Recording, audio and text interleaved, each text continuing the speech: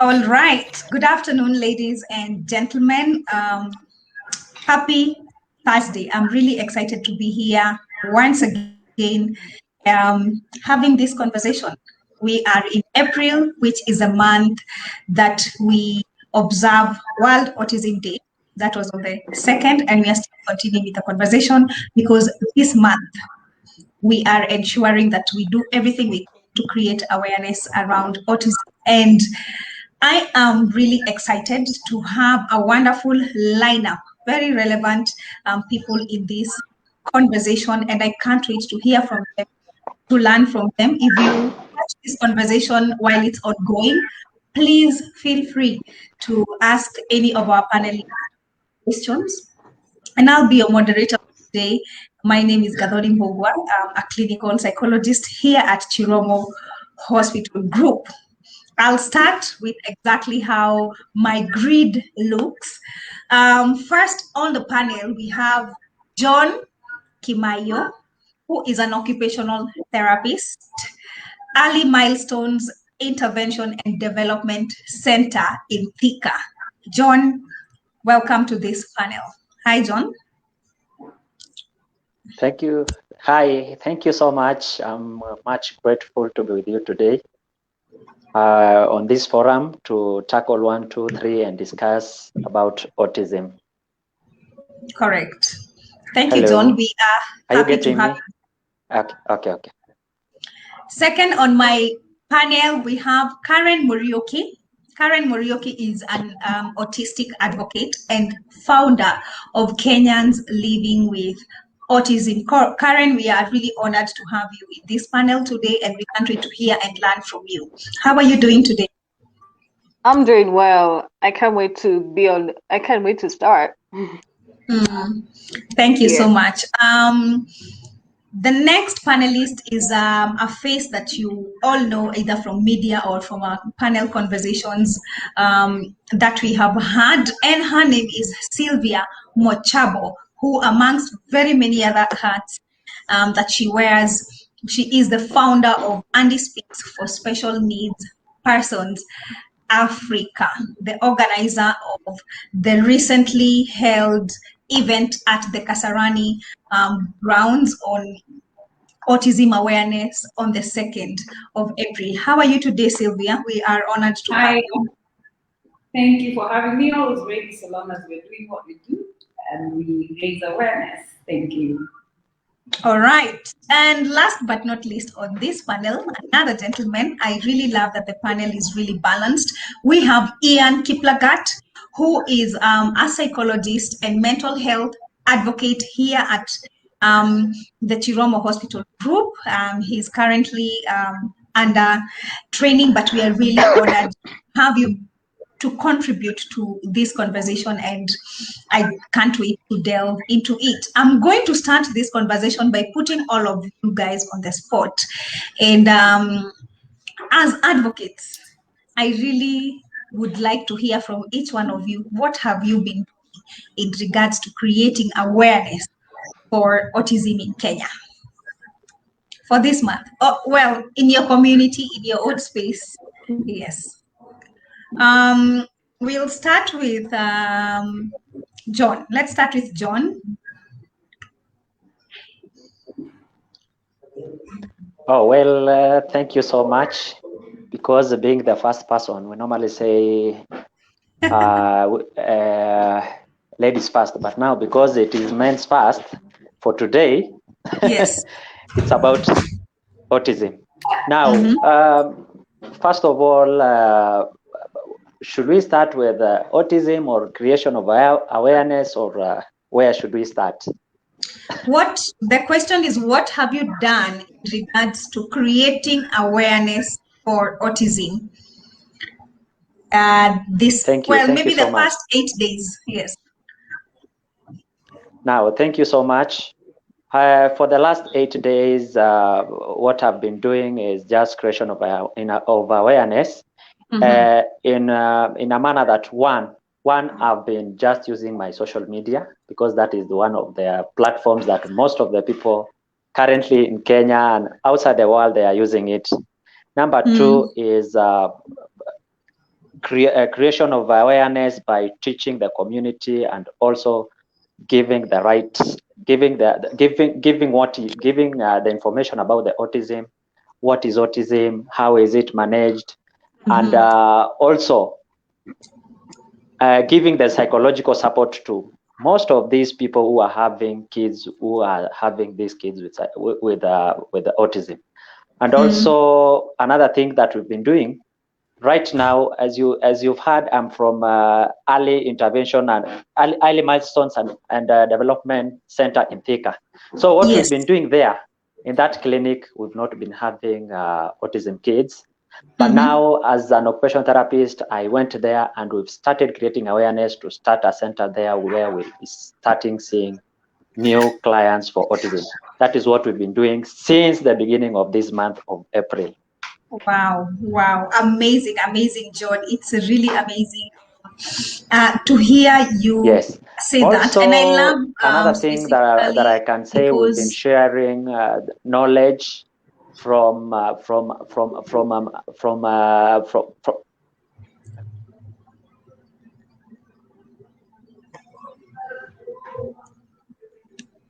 you getting me right? Are you together, really? Yes, we are together, John. I was saying thank you very much to hear that what you're doing from your own space in regards to the institution that you're working in, using your social media platforms, and also the fact that you did not have any children with autism in your institution, but it is something that you're looking into implementing currently. It's really amazing to hear that. I would like to go to Karen. Please, briefly for 30 seconds, what have you been doing during this month in regards to creating awareness? I've mostly been using social media. That is via Twitter, tweeting information out there that is written by autistic people. Just mostly social media stuff, basically. Using social media. And we can all agree that social media is actually a really, really powerful tool in regards to reaching the masses. It's really good to hear that. Ian, anything that you've specifically been doing to create awareness on autism? I've used my social media, my Twitter, and also psychoeducating caregivers of people living with autism about how to manage autism and what it means to be autistic. Yeah. All right. And last but not least, I would like to hear from you, Sylvia, briefly as well. What have you been doing during this month? For this week, I think it has been very intense on our side because it's autism is our flagship project as Annie speaks, because it's my life, it's what got me here as a champion for the entire neurodiverse community. And speaking on behalf of my son who cannot do it by himself. We have had the Right for Autism Awareness Nairobi Circuit. That was on the 2nd of April, where we had 8 bikers with branding and stuff like that going around the entire Nairobi. Apart from that, we've had TV interviews, and this is one of the platforms where we're sharing information. We've had also conversations like the roundtable talk that was on Switch TV yesterday. We will continue having the rest of the month, and every day we have content that is being put out there for awareness on all our social media platforms and also on Switch TV, Science TV. So every day there is something on our TV partners about autism, just to expand on the knowledge, and it's a journey that will take the entire 30 days. And by the time we finish, we are hoping that the Kasarani Primary School Autism Unit will be fully equipped, fully painted with an occupational therapy section that will enable the empowerment of the autistic children to get the education that they deserve in the right manner. Thank you. Thank you, Sylvia, for that, and the panel at large. This was just a warm-up question for this conversation, and also to our audience. It's important that they also are able to learn and connect and understand that this list of panelists are people who are walking the talk. Yeah, not just for this month, but the passion that is beyond it and the vision that each one of you carry. I would really like to commend you for that and to encourage you to keep going with the same momentum. Let's dive right into the conversation. And John, I'll get back to you because you did want to answer this question to begin with in regards to what is autism and how is it diagnosed. Let me hear from you. Okay, thank you very much once again. When we talk about autism, I know most of the people don't know about autism. It is now whereby in our current society we are getting a lot of people talking about autism. Sometimes some people are getting diagnosed of autism even without meeting all the criteria to rule out that is autism. Now, from the word autism, we can say autism. Some of the people say autism is a mental health problem. That is not. But we normally say, well, from the definition, we say that autism is a developmental problem that causes problems in communication, interaction, and comes along with some patterns of behaviors. So that is why we say it is a neurodevelopmental condition. Now, and when there are so many things that comes in for you to diagnose autism. One, from those three things, key areas that I've said, it comes along with a communication problem, self-interaction, and also those behaviors. There are so many things. That we can say that will rule out that this is autism or not. Sometimes it comes along with other condition, but you cannot rule out. So in short, we say autism is a condition that comes along with a problem of communication, self-interaction, and some patterns of behaviors. So that is a very clear indication of autism. All right. Thank you so much, John, for that. And specifically because of how you have actually put it for really literally anybody who is taking part in this conversation, whether it's a teenager or an adult, they can really be able to understand in black and white. I would love to throw Sylvia into this question just to loop her in a little bit. Because one of the things that John says is that some patterns of behavior, and maybe Sylvia, could you clarify for us maybe what are some of those patterns that you have been able to observe in your own children?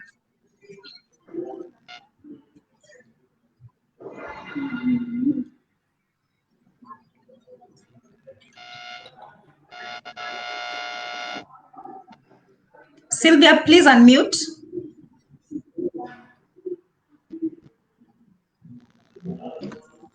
Sorry, I think I lost you for a while. I don't know if it's my side or you. I didn't get you. I lost you for like a bit of a good 20 to 30 seconds. All right. Okay, sorry. Let me just repeat that. I hope you heard what John talked about in regards to really defining autism and the diagnosis as well. And one of the things he mentioned, there are some patterns of behavior. I needed you to give your input, being a parent of a child who is autistic. What are some of these behaviors that maybe other people can be able to observe just with the naked eye? Yes. Okay.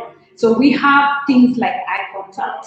That is, most of the autistic children will lack eye contact. That is like something that one of the very earliest telltale signs you can look at is when a mother is breastfeeding and when you're connecting with your child and they're not maintaining eye contact. You see, that's early enough for you to get concerned. We have head control. We have small issues like jaundice when the child is born. Most of the time, these are things we take for granted at the beginning, and gastro issues. And then as they grow, there is the delayed milestones. And then there's some who have the comorbid of convulsive disorder. For me, that was what first seen before you were even able to get the autism diagnosis. Then we have development of speech, which will be delayed. The children who are 10, they've not spoken, 5, 3, so you have that delayed milestone. But then you see the thing with our culture is you find most people say that, oh, boys are slower. Yet, as we have seen, the ratio of boys to girls is that we have like 4 times more boys getting autism than the girls. Then there is the interaction, social differences.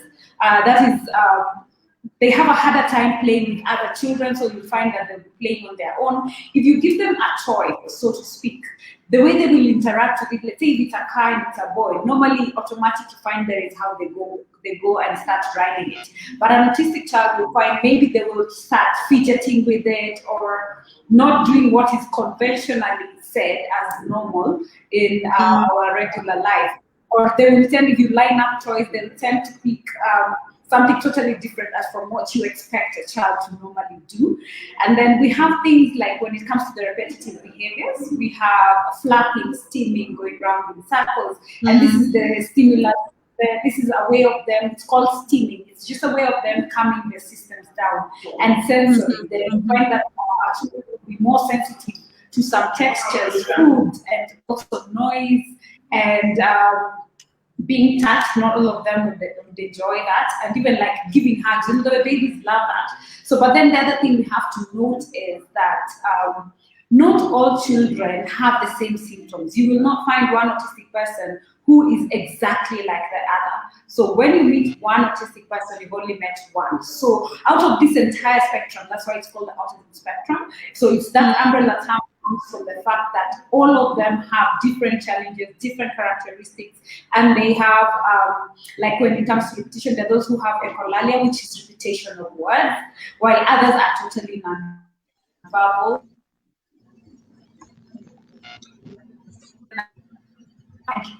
Everything that someone else said. So there is a lot of variance in the autism spectrum. And also depends also on the severity of the autistics. Yes. Right. Thank you so much, both Sylvia and John. And just to reiterate some of the really key things have really been mentioned. One, contrary to popular belief, it's not a mental health, rather a mental illness, but rather a physical illness in terms of the fact that neurodevelopmental condition. We just loop in mental health because we will see later in regards to what the caregivers go through, and also the individuals who've been diagnosed with autism themselves. And you've had it in black and white as well, very clearly in regards to some of the signs, symptoms, behaviors that you can be able to see in a child. However, as a disclaimer, please do not self-diagnose your child or Google diagnose your child. This can only be done by an expert, okay, through observation, not a one-time thing, through a prolonged observation. I want to hear some thoughts from Karen. Karen, you're the founder of Kenyans Living with Autism, right? I don't know if I said that correctly. You're correct. How did you find your space? How did you find yourself in that space?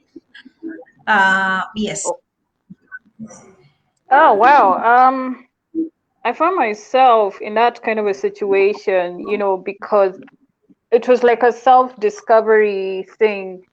I didn't even know that I was autistic until around 21. I've always been in that, you know, you're in that kind of bubble when you're in denial. You want to look normal, like they say masking.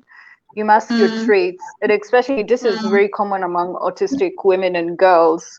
You mask your autism just to make you look normal, and that really impacted on my mental health as an autistic person in general.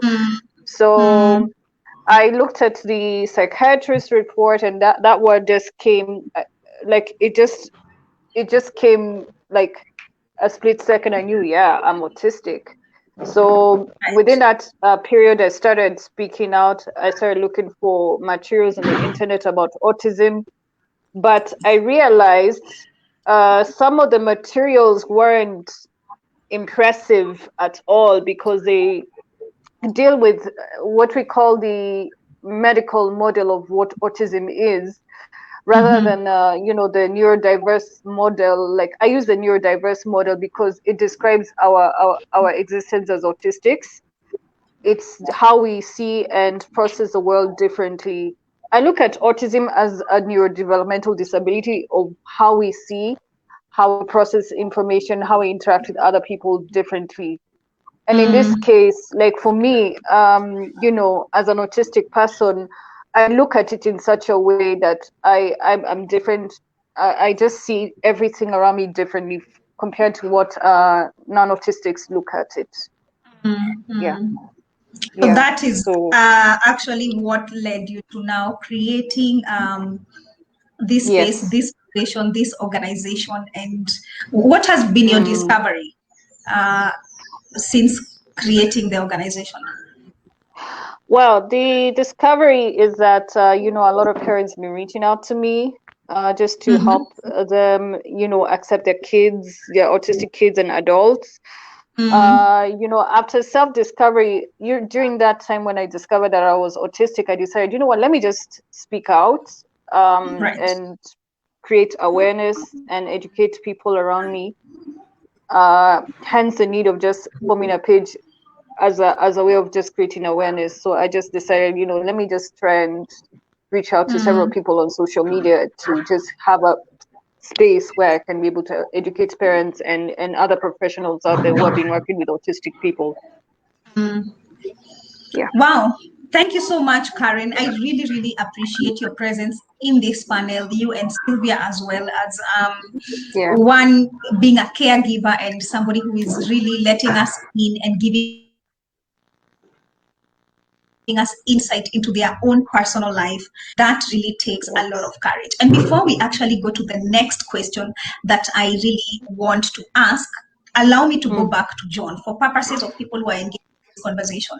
And John, I would like to ask you, what is the role of an occupational therapist where autism or people living with autism are concerned? Thank you so much for that question. One, from the word occupation. Occupation is what people get engaged in their daily activities. Right. Early, very from morning, whenever you wake up in the morning up to the evening. And that is why we say an occupation. What are you occupied in? Now, when we come to children, most of the children now, these kids who are autistic. Now, you look at that context. What do we mean by the word occupation? And now, when we say occupation of a child, most of the occupation of a child is playing. Most of the occupation of a child is playing, maybe sleeping, and such a things. Now, the work of an occupational therapist now comes in here, where you come after diagnosing your child maybe with an autism or any other that condition outside autism.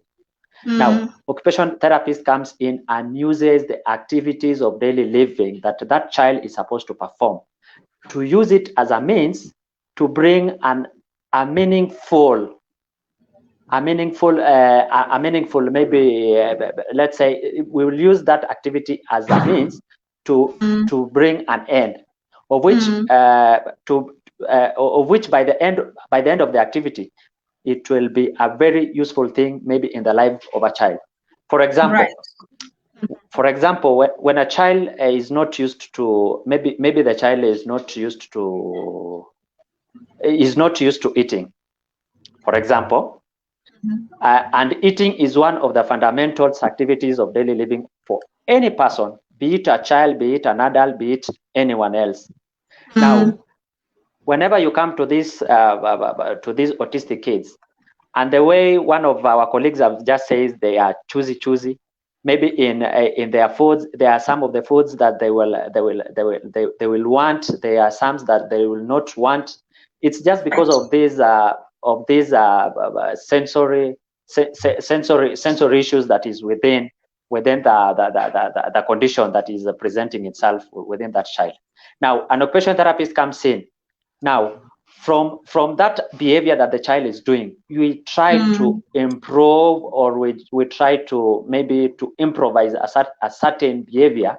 We now classical, we condition it so that by the end of the day, the child will come and know that this is what it's supposed to be done, and this is not supposed to be done. And by the end of it all, you will assist that child from the previous patterns of behaviors to the normal behaviors that other kids are doing. Right. Now, let's continue. I'll be using a lot of examples here so that at least it will be very easier for people to understand. Yes. Let's come in. For example, we get an autistic child. Maybe the child is not in a position to button his clothes, to wear his clothes, maybe cleaning. Now, an occupational therapist comes in from the word occupation. He trains the child. He trains the child in his occupation in such a way that by the end of the day, the child will have known this is supposed to be done, this is supposed to be done, this is supposed to be done, and this is supposed to be done. And by doing that, by the end of the day or by the end of a certain time, the child will have clicked into the mind of that child that by this time this should have been done, and this should not have been done. So it will be a system and a program that is going to be programmed in his mind. By the end of all that program, and by the end of that program that you had with that client or that child, it will have assisted you in making the daily routines of that child moves on smoothly. Yeah. The child. All right. Thank you for that, John. And yes.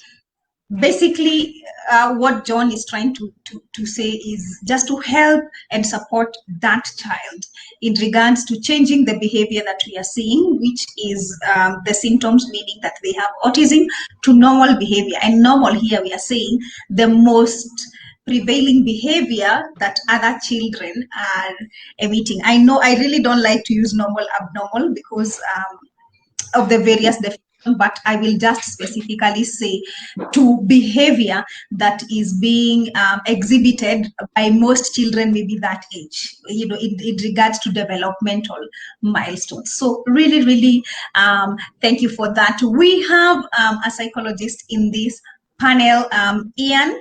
We are coming back.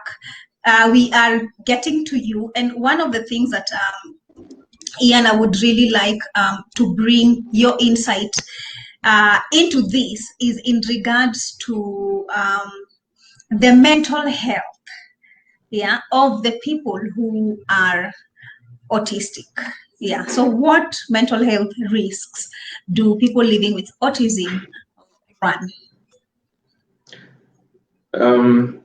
First of all, there's a lot of stigmatization around autistic people from the society.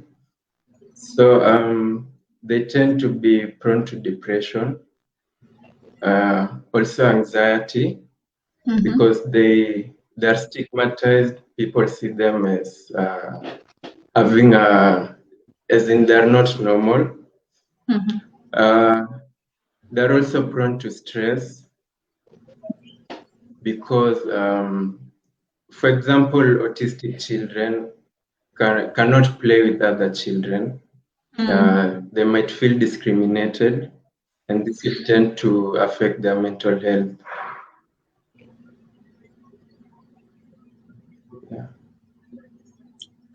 Thank you, Ian, for that. And you've had it from the expert in the panel. But I really want to pull Karen Morioki into this conversation as somebody with a lived experience. We are very, very lucky to have you in this panel. And I want you to just give us insight both into maybe some of the risk factors that you endured after learning about the diagnosis and before learning about the diagnosis. I'm really wondering, the top of my mind, whether was it a little bit easier for you in terms of like the mental health weight before you knew the diagnosis, and did it become worse or better after you knew the diagnosis, where you're concerned as an individual as well as where the community and their reception of you is concerned?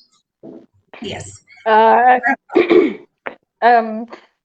I think it was even lying about my diagnosis. By the way, disclaimer, I was diagnosed as a kid growing up. So at that time, I grew up feeling very misunderstood. That is known as trauma. It was a very traumatic experience. Trauma of just being misunderstood. And there's also depression and also anxiety, as Ian mentioned. You feel that way because of how, like, you just feel like everything is just against you. Even it happened to me even when I was in school. Not anyone wanted to just hang out with me. They would find me to be so strange, weird, displaying certain behaviors that were kind of weird to non-autistic students. So it was like that.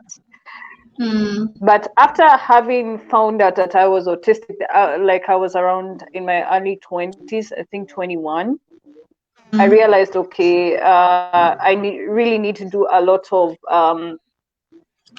self-research, and now discover that, okay, this is me. I've gone through this kind of an experience, and it could also, and it's really played a very negative impact on me, because not knowing that I'm autistic, I've always been in denial, and also having those suicidal thoughts in my head. And that also contributed to that one as well. And there's also another thing I've also forgot to mention. It's also about post-traumatic stress disorder. Although I didn't have that, I didn't have PTSD. So it's also another known mental health among autistic people. And also another thing also is also being treated like as though you're a baby, infantilization, known as infantilization. So those are the contributing factors that really impacted my mental health well-being. Yeah. Wow, thank you for sharing that, both Karen and Ian. And we've heard, basically about Karen telling us being misunderstood, Ian bringing to our attention the vulnerability to depression, to anxiety. But also something else I've heard Karen mention is how felt, that also self-stigma and her struggle to acceptance that happened very, very many years later. Karen, please allow me to put you on the spot this on behalf of the community. Did you feel like most of the stigma that you experienced was from fellow kids or from adults? I would say both.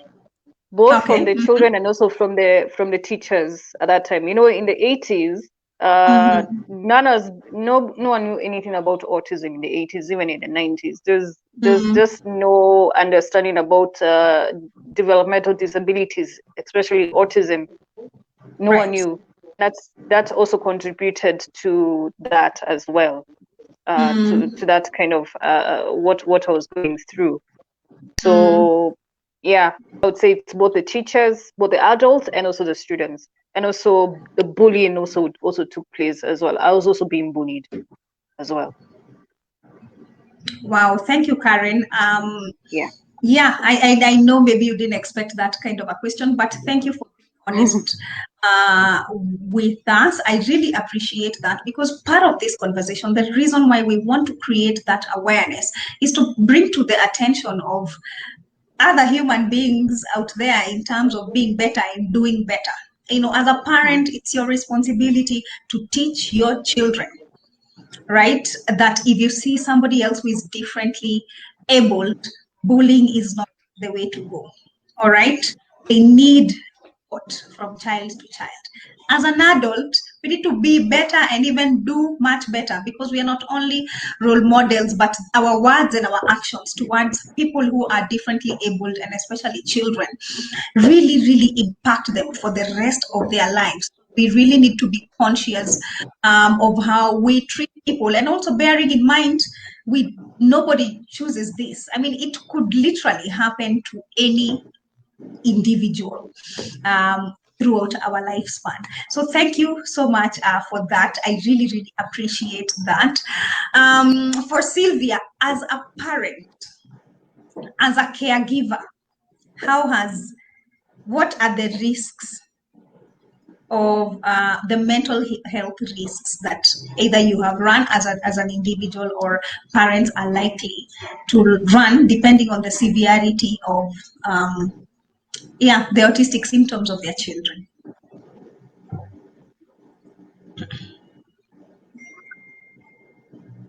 Sorry, please unmute, Sylvia.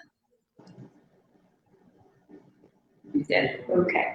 So first of all, the first thing that is the hardest is acceptance, because as a parent, we all wish and dream and pray for just a typical child. But the other thing is, we never get the support, especially at the point of diagnosis. It's always, oh yeah, this is what it is. You have no idea what it is. And like Karen said, even in the age, even now, people don't quite understand what autism is. Then there is what now our medics plug into, oh, in your family, go find out, this other family, go find out. You know, that sends you to that self-blame. Okay, could I be the cause of this? That is from the medic. Then you go home, you break it to like, oh, from hospital, this is what we've been told. The entire family setup now looks at you differently, like, oh, where did that come from? You see, and the sad reality is, as a mother, it's always pointed to you, because the man will be like, oh, our family, we do not have such things, so it must be you who's the problem. And from there, you find you're left alone. No one wants to associate with you, no one wants to understand your child, understand what this whole thing is about. So you're lacking support, you're forging into new waters you've never been there before, and trying to embrace something that you cannot even find the correct information about what autism is and how to go about it. And let's not even go to where it is the basic support from, let's say, our government, our social protection support. That is not even set up as yet in a manner that it's going to cover our autistic caregivers, our autistic children, plus their caregivers. So you see, that sends you with all these aspects of everywhere you turn is a roadblock. Even the processes of just trying to get the right thing for your child. You know, if you look at the paperwork that you require, get your child into a school and stuff like that, it is too intense. So you end up finding yourself in this space, no one to talk to, because we lose a lot of friends, because it is demanding as you're trying to navigate and understand and try and make changes so that your child fits in or is in a space that is comfortable for them.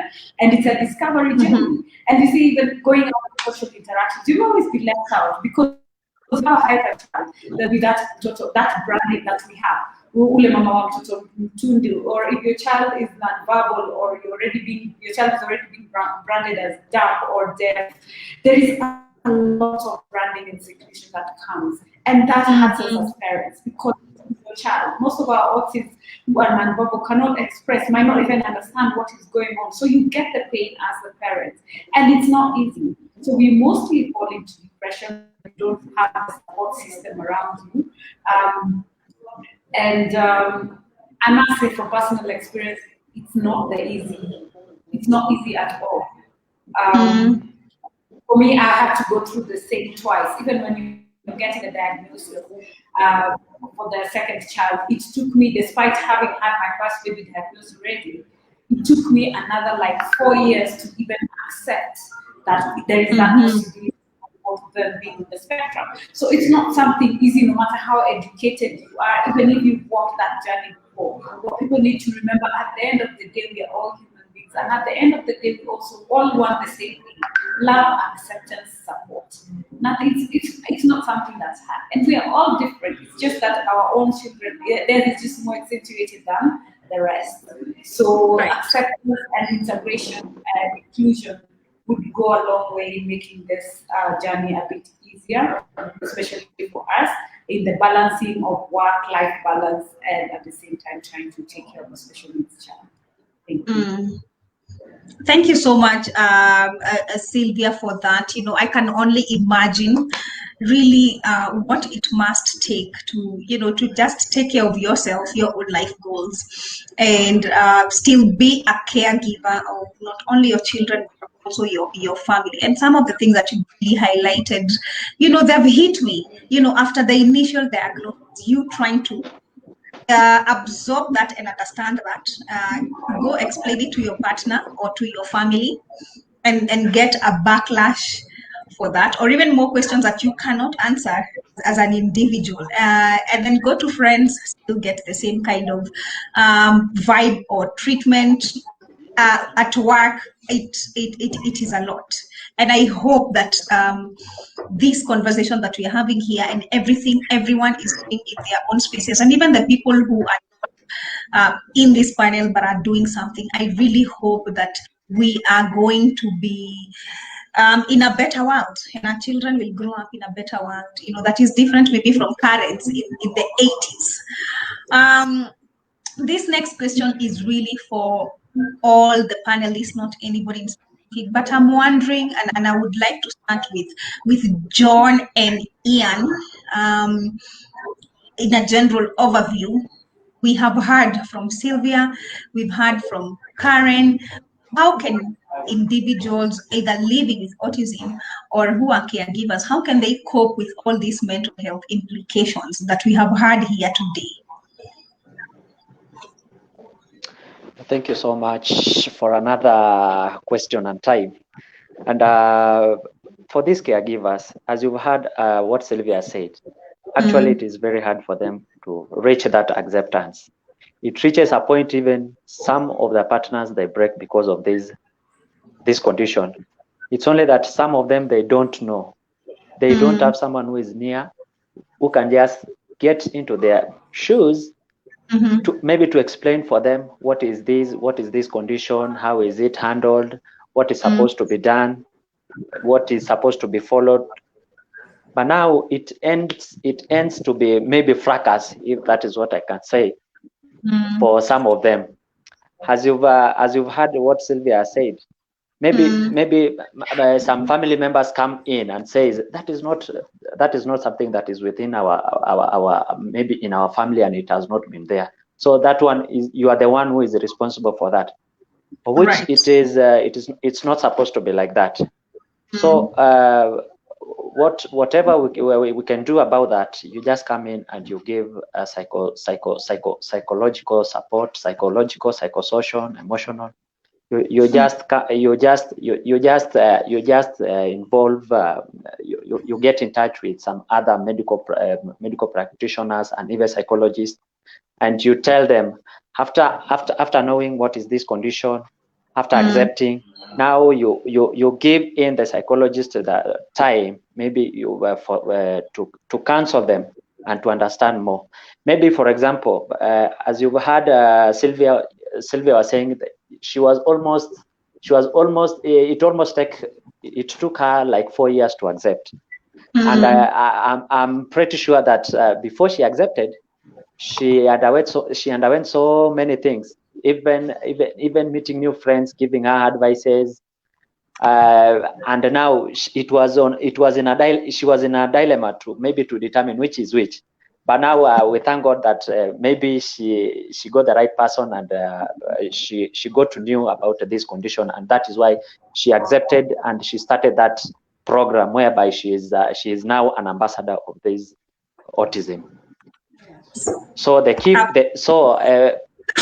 let me finish. So what I can say, what I can say, the most important thing is letting them to know about this condition, guiding them, and giving them psychosocial support. As much as we are assisting the children, also the parents should be given those psychosocial support, and they should be counseled.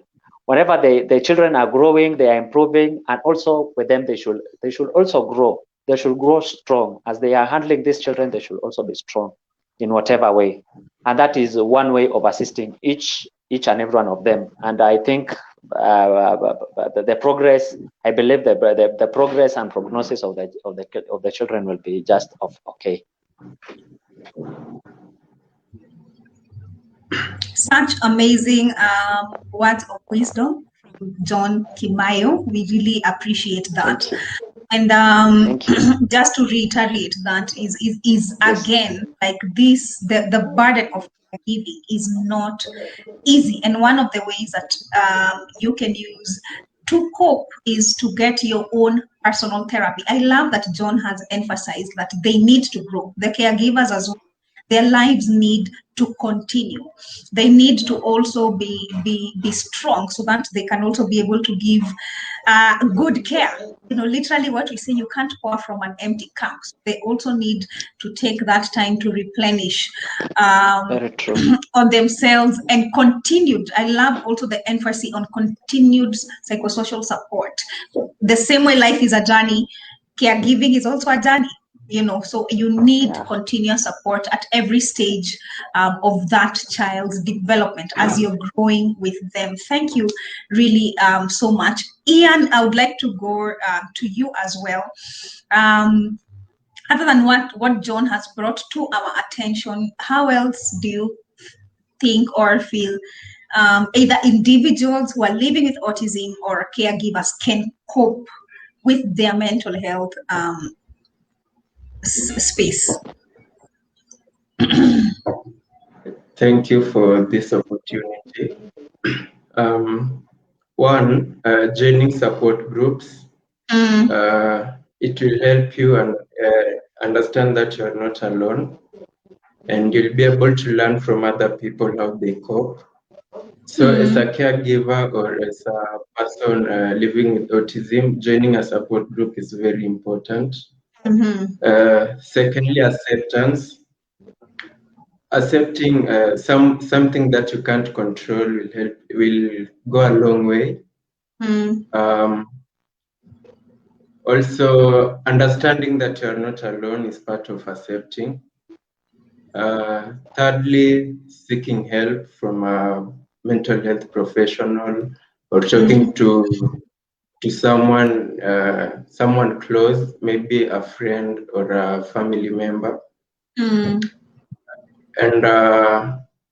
also seeking support from other people, like, for example, in laundry, will really help reduce the stress, because caregivers of people living with autism go through a lot of stress. So seeking support from other people will really go a long way.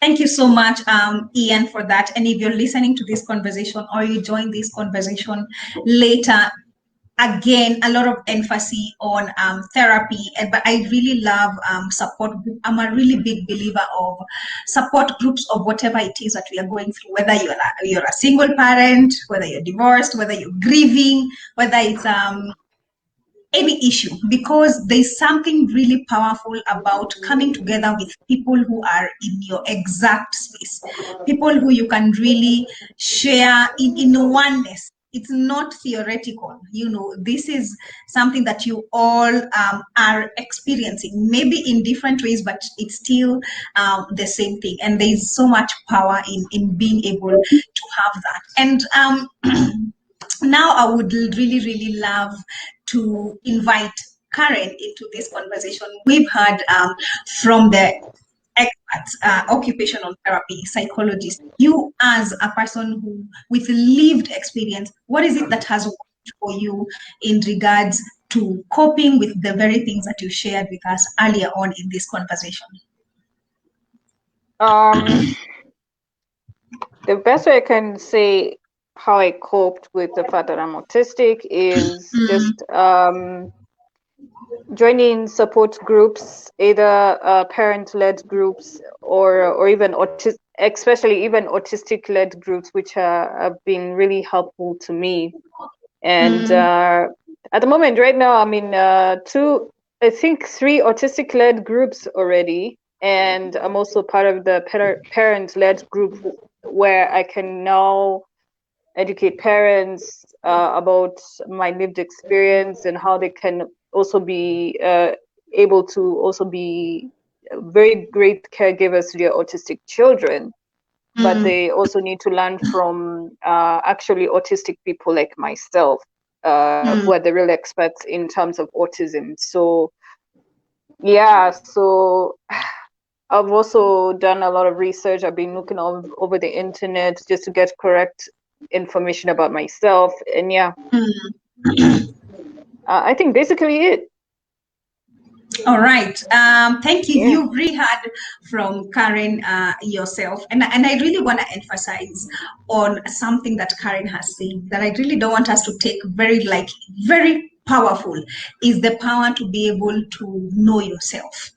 Get as much information as you can, and at the same time also understand yourself in regards to what works for you.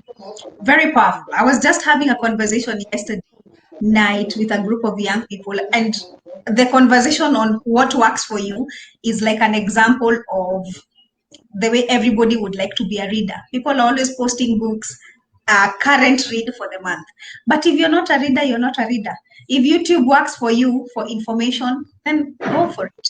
If it's the podcasts that work for you to get information, then go for it. Get actually what works for you and use that as a way to cope or to take care of yourself. And information is truly powerful. Sylvia has gone off briefly.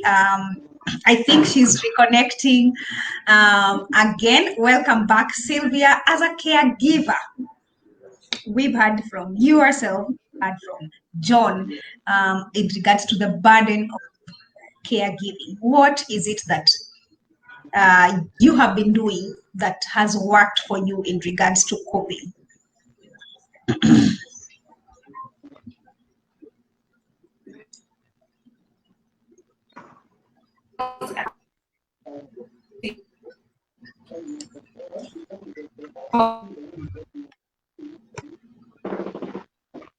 Sylvia? Right. For who they are and what. Sorry, pardon? We together? Yes, now yes. We had lost you. Now. All right. I think the first step is usually acceptance, because it's way easier after acceptance. You embrace your child for who they are, not what you wanted, not what you wished for or dreamt about. That way you'll be able to see beyond that brand, beyond that label of them being autistic, and you see them as a human being, as a child, and embrace them and open doors for them, open opportunities for them, and then that way they're going to thrive. And it makes it easier for you as a parent. You will allow yourself that moment to go through the emotions, wise to bury them, because you will get depressed, you will get sad, you will like blaming yourself, blaming God, blaming anyone who's involved, doctors, all that, because you're looking for answers. That's you being human and you being in touch with your emotions. But after that, just as a caregiver, learn to pick yourself up and look at, now, where do we go from here? Even if it's not night the whole time, there's always the daybreak. So you have to look forward to that. So the more you sit and wallow, then you not give yourself an opportunity to go out and conquer and be the voice for your child. Because if you do not put them out there, if you do not educate the people around you, they will not embrace them. So they will follow how you treat your child, they will ape that, and that means we will have a better community, raising our autistic children and accepting them for exactly who they are. Wow, thank you, Sylvia, for bringing that, and giving us that insight. I really love basically how Sylvia, as a parent, carries herself, and the fact that she has fearlessly been able to put her kids out there, let people hear their voices, be that voice as well. Be a queen, literally. While she's at it. I can't imagine it's easy. I think it's more of the intentionality to still move forward as well as continue creating awareness. And and I also agree with another thing, that process also helps her children understand what is going on in regards to themselves, or what this cause is about. And thank you, and we really appreciate you for that. I know we are running out of time. I just want to jump briefly into the Q&A. And just before the questions that we have gotten from Facebook, let me just ask this question to just any one of you, but mostly maybe to Sylvia and Karen, in regards to what has the government been doing, or you would want to push on the needs of person living with autism, and also for the caregivers. Let me just stand open. That's an awesome question, because that means let's identify the gaps and do something about it. First and foremost, there is the country as signatories of UNCRPD, that is the United Nations laws that govern living with disabilities. We have the SDGs. All of them talk of equality, equal education, leave no one behind. They talk about universal health there. Let's go down to that. Then come back here to what we're setting our goals as a country. Yet if you come down to the nitty-gritty, that is not being done. Yet out there, everyone is like, oh, Kenya has the best rules when it comes to guidelines and whatnot about persons with disabilities. But is that the fact? No, it's not. So can we just put our systems right and in order in terms of action, and not just, oh, we signed and yet we're very proud saying that we are signatories. No, let's inspect, ensure it is being implemented. Go to the ground and see if our children are being treated right. Basic things, education, health, social protection.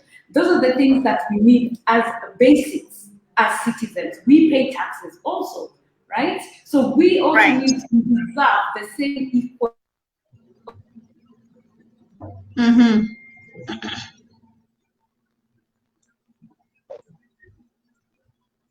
And that's not the way to go. They should look at, this is an autistic person, this is how they learn, this is what they do.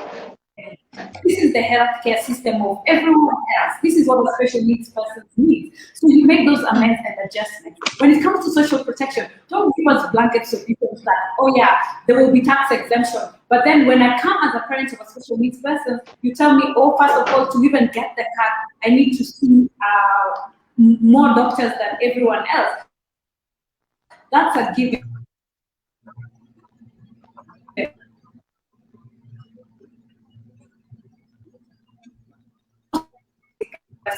Sorry, Sylvia, we are losing you. I'm saying, I don't know at what point you lost me, but I'm saying some of the social or persons with disabilities are not children. So we need to be more equal in terms of meet the needs of our neurodiverse children where they need it. If we're talking about employment, not, first of all, our education system does not allow them to get to the point of being employed.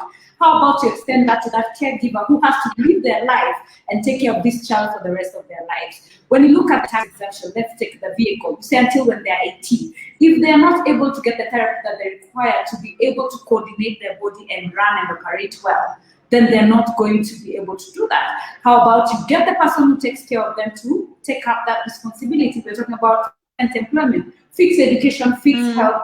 Then that way you will be able to look at the benefits for them as an adult being beneficial. But let's not shun them from when they're young, not give them any opportunity of thriving in life, and then expect them to say, oh, we've taken care of our special needs person because we've put certain laws in place. Sorry for being extra passionate, but that's exactly how I feel about it.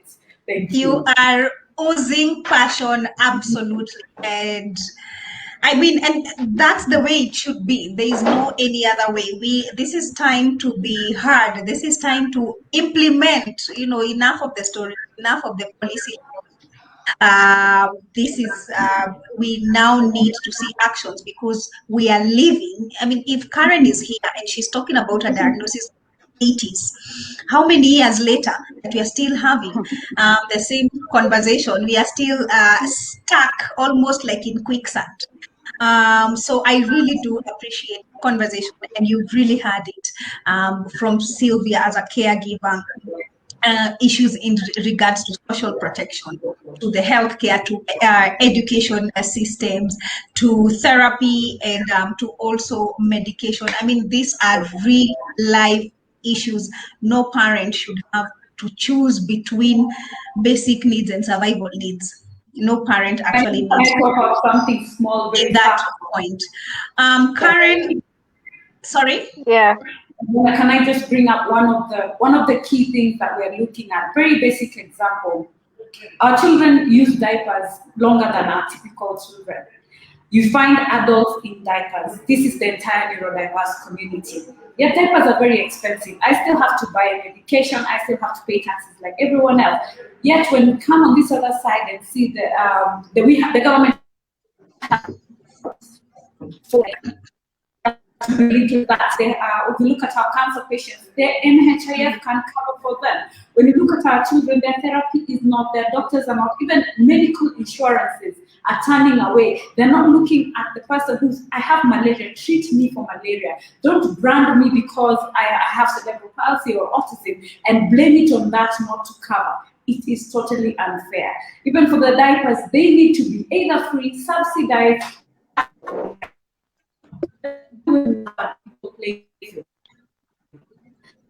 by equity. Meet me at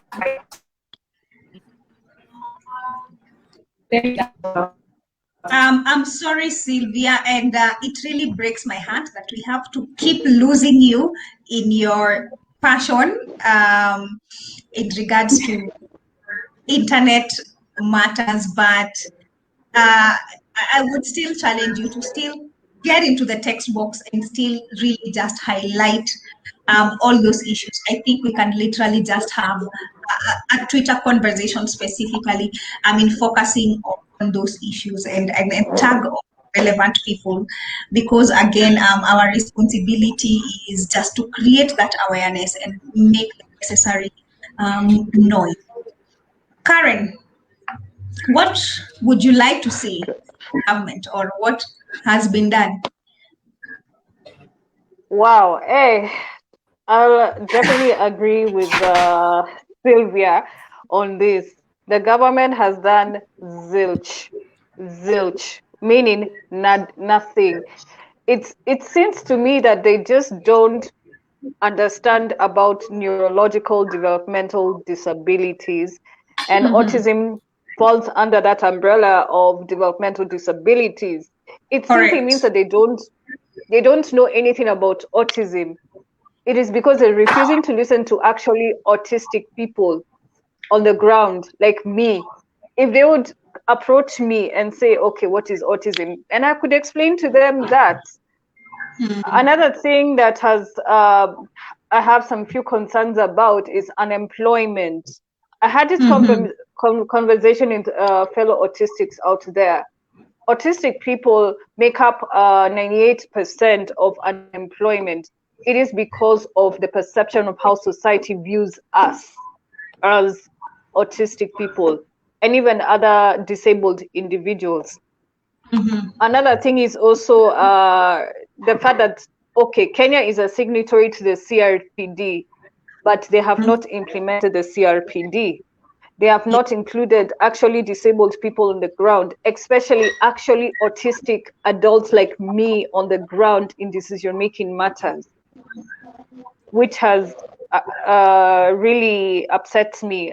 Actually, talking about this is kind of very heartbreaking to talk about. It's kind of upsetting to me, but you know what? I really need to let it out so that they need to hear from me. They need to hear from me as an autistic person. Also, tax exemption. As an autistic adult, I have a disability card. Yet, if I go to my, let's say if I go to my bank, they'll ask me for a KRA PIN. Yet I show them the disability card. I say, excuse me, I'm tax exempt. So they don't know, and they don't know the fact that I have a disability. They don't know the fact that I'm autistic. So these are the issues that it needs to be looked at in a very huge way. Therapies, especially for like what Sylvia mentioned, among autistic children, it also needs to be addressed. Vocational training for autistic adults who are now 18 and over. There's nothing at the moment. There's just nothing. That needs to be addressed. Why is there no vocational training issues?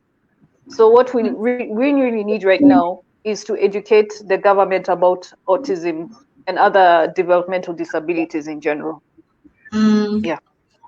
Wow, Yeah. I really hear a lot of education that needs to take place, as in a lot of sensitization, a lot of empathy, really. And it really pains me just to hear you and Sylvia talk about, Another thing, Gadoni. Another thing, Gadoni, this has always been part of my campaign, especially for non-speaking autistic people. They don't have access to communication, other communication aids such as AAC. They don't have that. That is what worries me at this point. If you're going to talk about non-speaking people, just talk directly to non-speaking autistic people. Give them the communication aids they need. That is what is really needed right now. If you don't mind me asking. Augmentative alternative communication. It is augmentative alternative communication. Right. What does that mean? It's basically used, yeah. In layman's language, for somebody who is not able to have, who has no speech, it's another alternative way to verbal speech. That is through typing, sign using your hands, or using some like images on a book. That's what I can say. Yeah. Right. I really I would really love to have this conversation on a different platform, maybe just with the two of you, because there are really a lot of real life issues that are coming out, and I feel that they need to be addressed. People need to actually hear this. It's really disappointing if the person at the front desk in a bank does not know what a disability card is, and they'll still go ahead and ask you for a. I mean, that tells me that they have absolutely no idea, even as an educated adult. It's terrible to have conversations and to start attempting to write or to put policies in place if you don't involve people living with autism. If you don't involve the caregivers themselves, then how are you going to really know how to address, their needs, in black and white, if you're only coming from a theoretical point of view? I would really love to have this conversation, and just hearing the passion in your voices really tells me that this has been quite a journey, and I'm really glad that you're all taking care of your mental health. I want to go to the questions on Facebook, because they're just adding by the minute. And I'll start with the first person who commented this, and I would like to just hear your thoughts on it. I'll ask this question. Maybe Sylvia can give us a little insight on this. She can tell us why, and as well as Ian or John. So Kiprop says that most of the parents find it difficult to differentiate between autism and ADHD disorder. What's the difference, or why?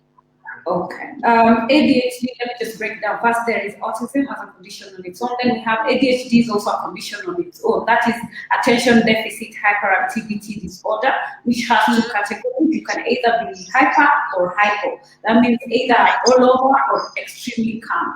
Yeah, ADD, ADHD. And ADHD can coexist with autism.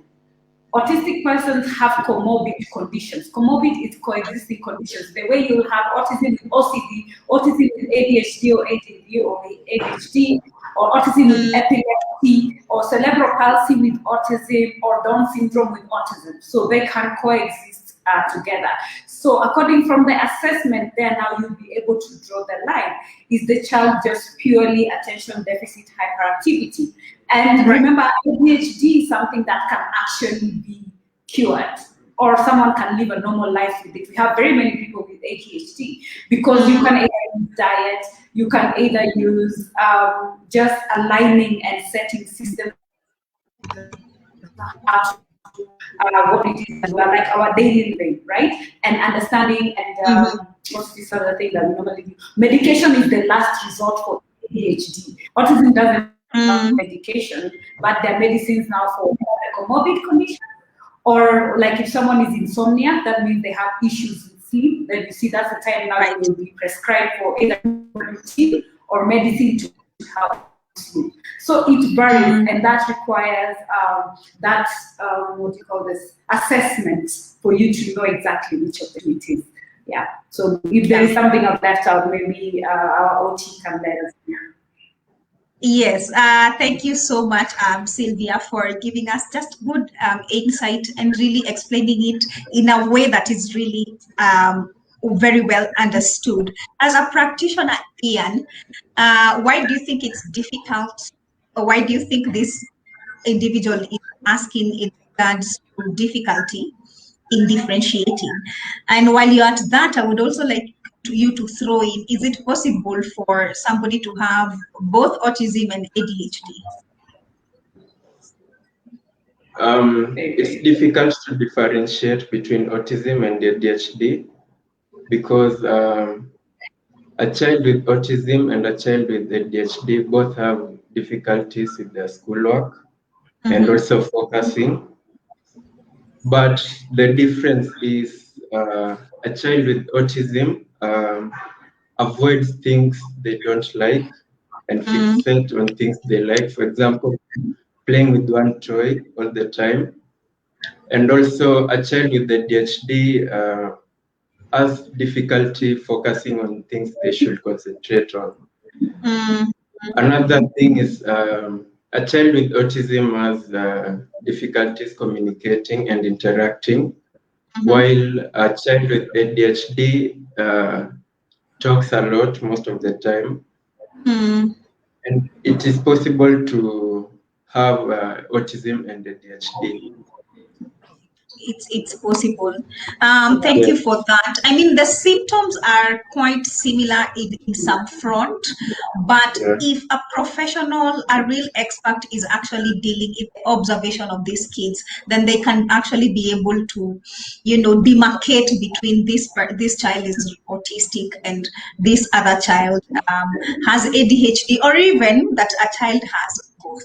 And as we continue with this conversation, I just want to thank all the panelists again and to thank anybody who is joining this conversation. And I also want to remind you that the fact that Karen is here is hope enough that you can actually be able to still be the best version of yourself. You can still be able to manage whether it's ADHD or autism or any other neurodevelopmental disorder that your child has, or even you as an individual has. And the fact that Sylvia is here, I hope that this is also going to be a sign of hope that we can still be able to do a lot of the things that we want to do, despite of having a child who with autism. There is another very good question, and thank you, John, for coming back, because you talked about wanting to implement a program in your school. So allow me to ask this very, very good question. Somebody called Jadeline McKenna has asked, I have noticed 80% are women caring for exceptional kids. Where are the men, especially during therapy sessions? You find mothers. What can be done to involve dads? All right. And I want you to ask this because you're in the process of wanting to implement. So this is exactly what you're going to be finding in that space.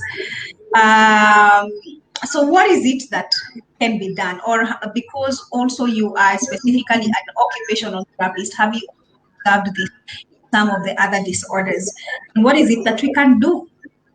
Yes, Okay, thank you so you have the much once floor. again. Yes. Okay. Now, I've lost for a while, but there are things that it has gone. I just wanted to comment on it, but there is no problem. Now, in fact, that is not the first question I'm getting from you guys, or from that audience. I've gotten so many questions related to that most of the people who are getting in touch with me are the mothers. But the fathers, they are taking it as a minute thing, as if it is not there. Some of them they even don't know. So in relation to that, there is somewhere there was someone was asking a question, and in one of the platforms, what it's now a month for autism education. It's a month for creating awareness about autism. This month of May. Now, does your men even know about this day? And really, it was really shocking to find that most of the comments that we got from that questions, and the most answers and the comments that I got from that question, it was really disgusting. That most of the men have left the work, the women, and they are just doing other things. Even if you find some of them, they have just left their family, they abandoned their family, start another. And now, as an occupational therapist, because I'm not working alone in this field, we have so many disciplinary people in the hospital setup. And since we are many, we just coordinate, we come together, we unite, truth on board, and we discuss. Wherever this is required,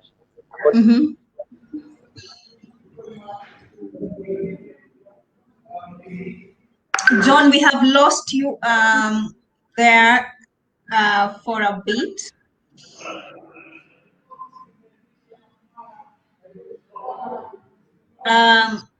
As we try to wait for John, I know he'll come back, but I'm just wondering, and allow me to ask you this, Karen, please allow me to ask you this. Did you experience any of this situation growing up as a child, whereby probably only one parent was present in taking care of you? I mean, doing the therapy alone.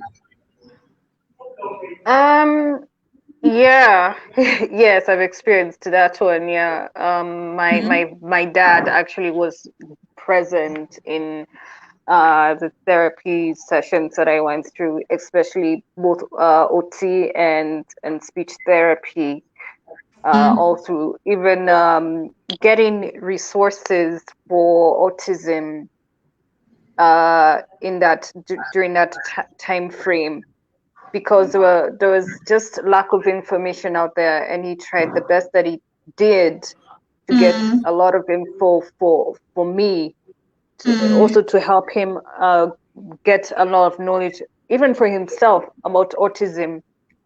And yeah, so he did a lot of that, not just my therapy sessions, and also just for himself to know about autism. Yeah. Thank you, Karen. For that. And yeah, we thank that caregiver. Somebody here is also saying the only true journey of hope, 100% caregivers. I love that. Another person has talked about individual self-awareness. Very well said. There's somebody who has really agreed with this conversation, and they are saying that indeed, this is a notable trend seen of guardians who avail the kids for sessions. I think the ambassadors, it's come to the screen, I think the ambassador should at least shed light on that, give an entry point as we in practice to engage with the fathers too, same to psychologists. Since both of you are ambassadors, Sylvia and Karen, and Ian, if you'd like to add on to that, how can we involve? I really don't want to put it on, let me just say a parent, because I know there are some people who are being dads only and others by moms only. So let me just say a parent.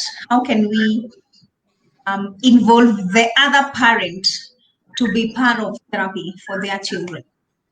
Sylvia, what are your thoughts on that? As a single parent, for me that is a dream for now, because when the males already exit the scene from when the child is young, that is not something you can look forward to. You know, it squarely falls on you to get this done. Aside, I think from the moment of diagnosis, if you start this journey together and we get that elaboration and explanation that it is a joint journey. Same thing applies to, like, in our schools, the different ministries that it takes to raise our children. I know one of the things as Annie Speaks has been championing for is challenging the school, the Ministry of Health and Ministry of Education to look at things different. I don't have to leave work to go for that therapy session. You see, that's where now the challenges come. Whose income is more important? Who has more time? Who has an easier boss to, get the time to be able to attend to the child?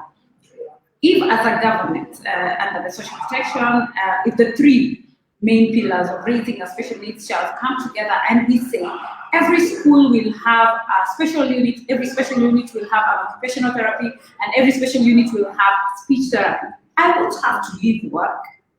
You understand? It becomes part of the curriculum. It becomes part of the system, what it is that they do. And when we come in on board as caregivers, when we're having our IEP sessions, IEP individualized education plans and programs, that is the point now we get to know this is what we're doing. Maybe we can say once a week the parents have to be there, and that to catch up and understand what is being done and get the reports and implement the same at home for that level of continuity. But we cannot say that. Sometimes it's very difficult because of how fast the high cost of living that we have for the both parents to not work and come unless you are either not working at all and fully committed to caregiving, or you are comfortable enough that you can do without work at least. Because remember, therapy is not a one-day thing. It's not a one-day session. We have, like my child is supposed to be having 3 times a week. I cannot miss work, thrice in a week. And I can only maybe afford once in a week. So you see, that also has its own repercussions. So when it comes to the reality of the matter, that is what actually advises and affects some of the things and the habits that we see going on when it comes to involvement. Right, absolutely. What are your thoughts on this, Ian, in regards to involvement of the other parent, more so in this, because it's specifically been asked, the father? I think education is very important. Education is power. So if they get to be educated so that they understand that autistic people can thrive like just any other person, it will be better, because it can be possibly that there's some isolation. So I think if they get to be educated, it will be better.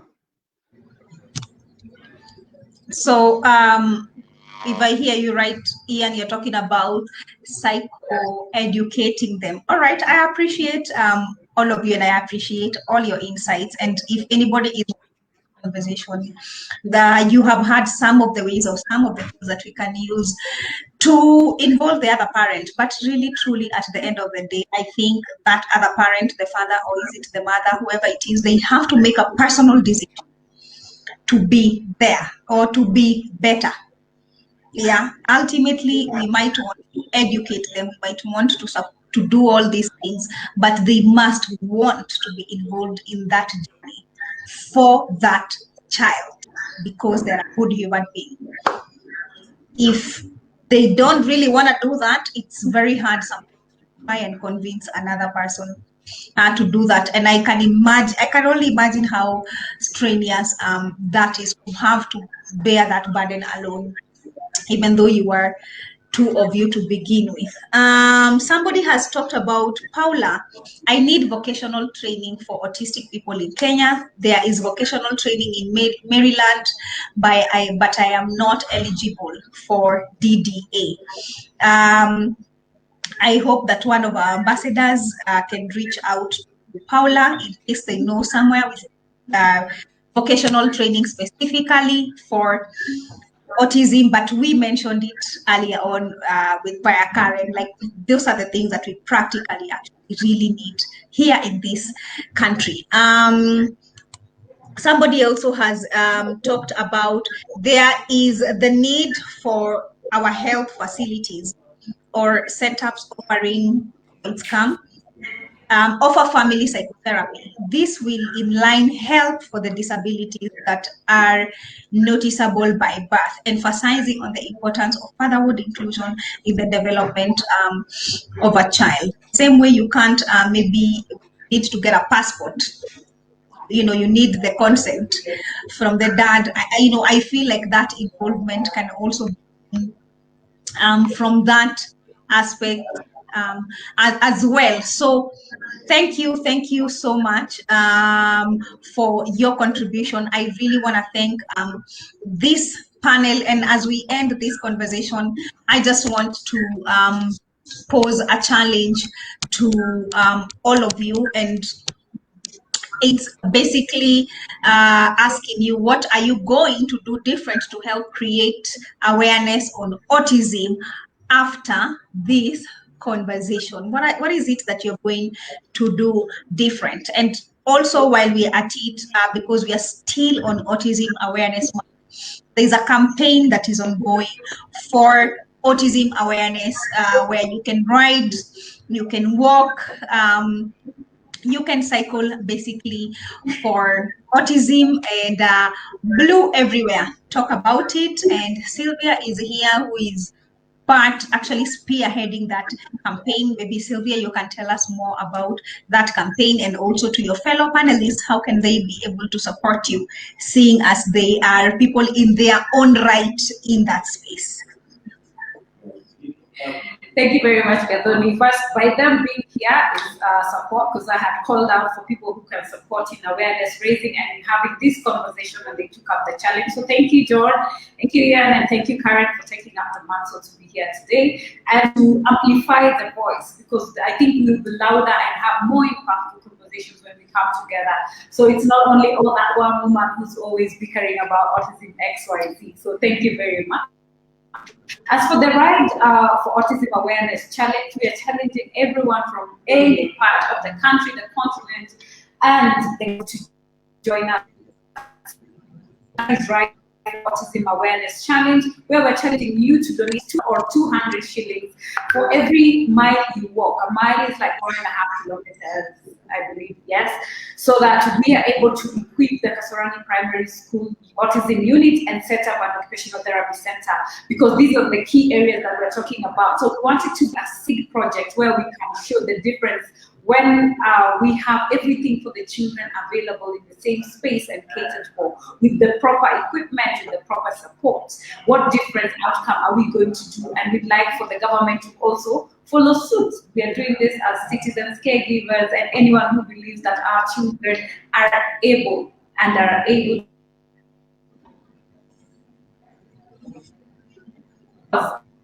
limitations that they have, their own superpowers, and trust you me, we just need to give them that opportunity. So you can also be part of the great change to enabling our autistic persons discover their greatness by empowering them and by opening that opportunity for us to set up that center that they're able to thrive. That's the right one. They're able to thrive and be the best version of who they can be. So ride, cycle, take a photo, post it, and make the donation to either our M-Changa. M-Changa is a platform online, so anyone can pay from anywhere, be it Visa, be it Airtel money, mobile money, equity money, whichever way you are able to pay. So if you go to Mchanga and just write Andy, it will bring you the platform and you're able to learn how many miles you've done.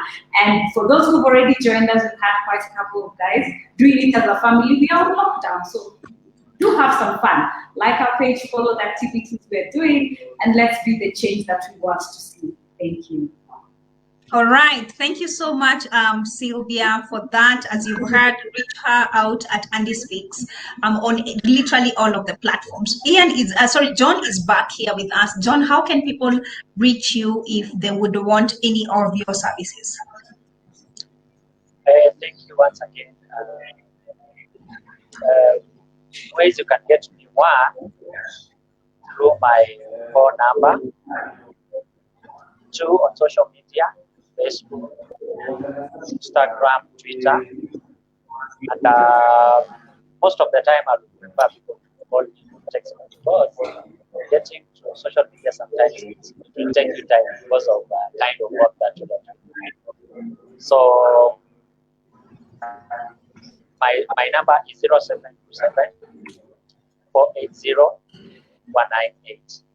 Then in you can like our page, Early Milestones and the Developmental Center, Thika. That is the center that we are starting an autism center.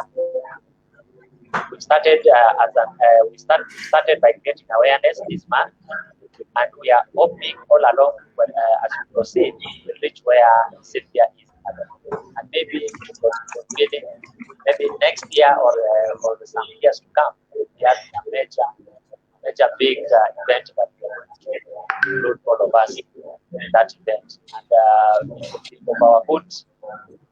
of our good benefit if all of the people are inclusion. Let's say inclusion of all people with autism and other developmental disorders, and it will be a great step for each and every one of us, because with inclusion, at least the government will be seeing what we are doing by creating awareness, and they will see there is a loophole somewhere, and definitely.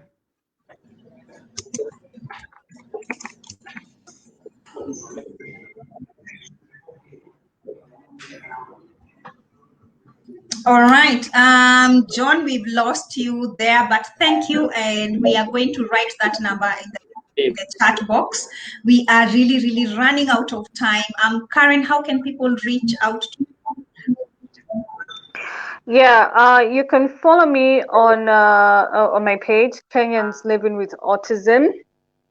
I'm also on my on Twitter at Karen_Muriuki, on Instagram at Karen_Muriuki, and also my personal page, Karen Muriuki. All right, Thank you so much, Karen. I look forward to seeing both you and John and engaging you and even inviting you here at the hospital, at Chiromo Hospital Group. We have Ian, last but not least, this panel. How can people reach out to you?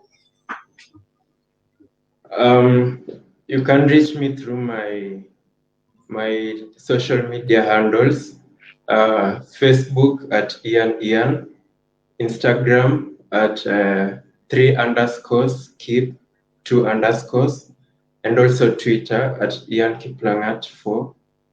And you can also find me at Chiromo Hospital Group. All right, thank you. And if you're catching this conversation yet, once again, let me just reiterate, you can call 0800 220 000. That is our toll-free number for support, 0800 220 000, and catch us at Chiromo Hospital Group across all social media platforms. Just DM whatever questions you have, whatever inquiries you have, whatever it is that you need. We are here to support you. I would love to just say a special thank you to our panelists for today. This was such a powerful conversation, a very powerful panel that came together. Thank you, God. Thank you, all of you, for heeding to our call. And thank you, God, as well, giving us your Thank you for giving us your time, your voice, your skill, your wit. We really appreciate you. I look forward to also coming to seeing you in your own different spaces and what you are doing, and seeing what is it that we can do to continue working together. I'm going to end this conversation right here because we have really gone out of time with a quote that says, I am different and not less. So always remember that you're different, but never less. You're absolutely worth it. I'm your host, Gadoni Mbogwa, and thank you.